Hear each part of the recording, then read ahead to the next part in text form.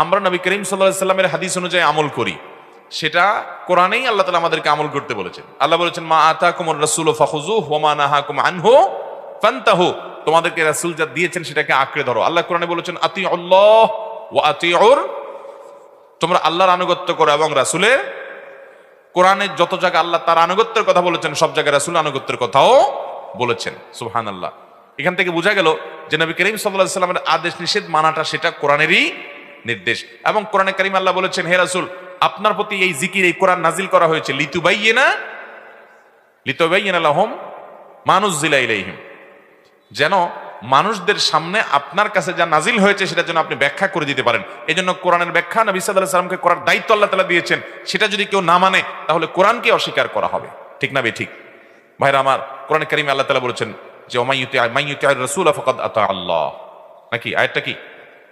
মাইয়ুতি'আর রাসূল ফাকাদ, যে ব্যক্তি রাসূলের আনুগত্য করবে সে আল্লাহর আনুগত্য করলো। সুবহানাল্লাহ। তাহলে আল্লাহ তাআলা নিজে সার্টিফিকেট দিচ্ছেন, নবী সাল্লাল্লাহু আলাইহি সাল্লাম আনুগত্য করলে সেটা কার আনুগত্য হবে? আল্লাহর আনুগত্য হবে। আমাদের বিভিন্ন এলাকাতে অনেক ভাই বের হয়েছেন, তারা বলে এই কোরআন দিয়ে আমি চলবো, হাদিস মানার দরকার নাই। কোরআন দিয়ে নামাজ পড়া তো দূরের কথা, আজানও দিতে পারবে না। আছে কোরআনের বিবরণ, অজুটাও ভালো করে ক্লিয়ারলি কোরআন থেকে বের করতে পারবে না। কারণ কোরআন হলো পাইকারি কথা বলার জায়গা। আল্লাহ তাআলা কোরআন শুধু দেন নাই, যে আল্লাহ তাআলা কোরআন দিয়েছেন, কোরআন ব্যাখ্যা করার জন্য রাসূলও দিয়েছেন। আপনি কিতাবুল্লাহ নিবেন, রেজালুল্লাহ নিবেন না।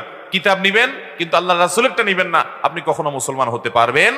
পরিষ্কার ভাবে বলে রাখি, যে সমস্ত ভাইরা বিভ্রান্তিতে আছেন, আমি শপথ করে বলতে পারি আমার শপথ ভঙ্গ হবে না। এগুলো সবগুলো ইহুদি খ্রিস্টানদের ষড়যন্ত্র, মুসলমানদেরকে ইসলাম থেকে বিচ্যুত করবার জন্য হাদিস থেকে সরায় কোরআনে নিয়ে আসে। কারণ শুধু কোরআনে সে হাতায় কিচ্ছু পাবে না, একটা সময় সে বেঈমান হয়ে যাবে।